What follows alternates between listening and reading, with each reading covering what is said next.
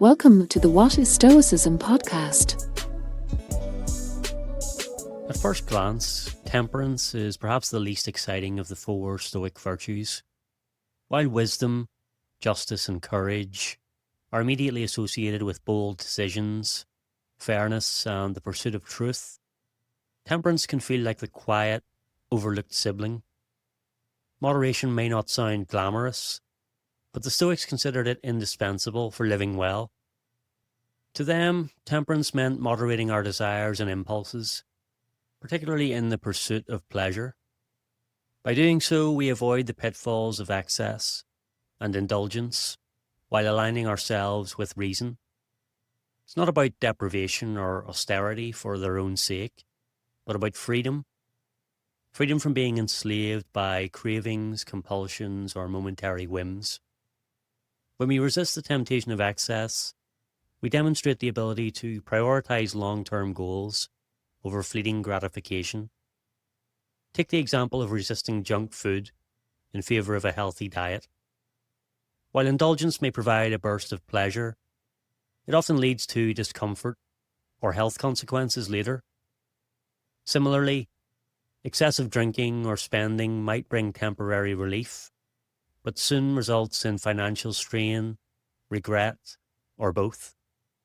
Practicing moderation in these cases doesn't diminish enjoyment, it preserves it, allowing us to enjoy pleasures without being dominated by them. Temperance also fosters balance and harmony. By regulating our impulses, we avoid being consumed by any one activity. Consider social media. Without limits, it can become addictive, pulling us away from real-world relationships, meaningful work, and personal growth. But with moderation, it can remain a tool rather than a trap.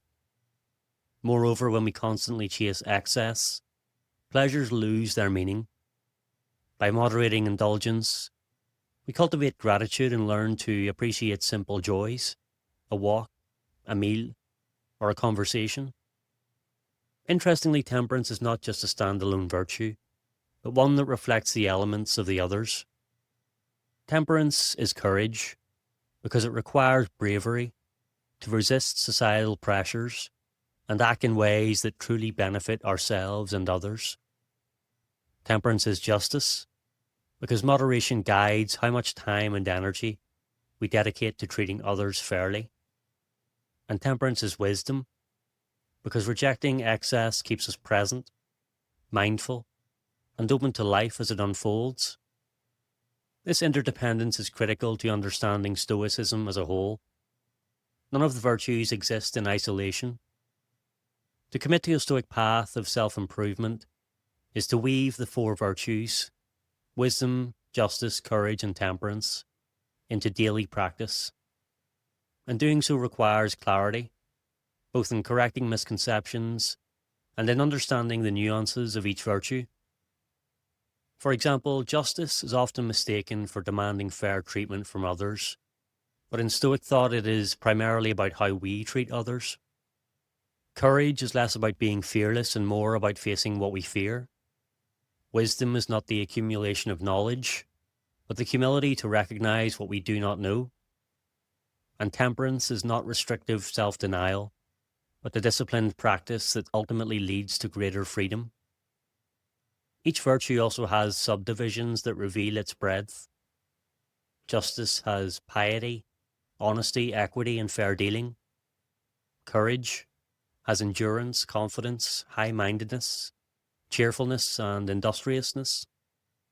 Wisdom has good sense, good calculation, quick-wittedness, discretion, and resourcefulness. And temperance has good discipline, seemliness, modesty, and self-control. These subdivisions show how wide-ranging each virtue is, and remind us that Stoicism is not just a collection of abstract principles, but a framework for specific practical actions.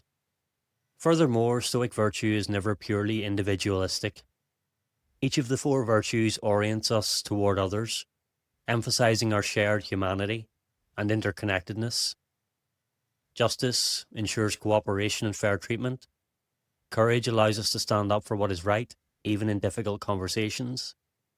Wisdom keeps us from rushing to judgment and instead fosters empathy and understanding, while temperance prevents impulsive reactions and enables patience and kindness.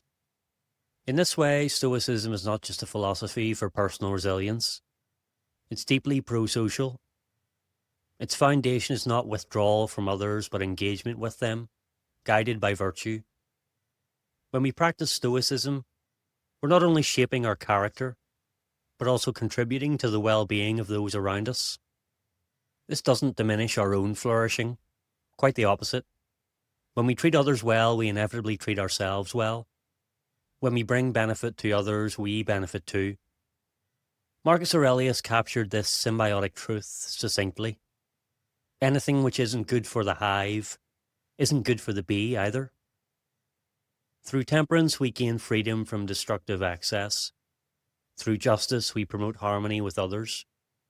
Through courage, we face life's trials with resolve. Through wisdom, we navigate uncertainty with clarity and humility. Together, the four virtues form a complete system, each reinforcing the others, each guiding us to live with balance, meaning, and shared purpose. And perhaps temperance deserves more attention than it usually gets. It seems to be the quiet virtue that grounds the others. Without moderation, courage can become recklessness. Justice can become rigid or overbearing, and wisdom can be clouded by arrogance. Temperance is the steady hand, keeping our actions aligned with reason and our lives open to fulfillment.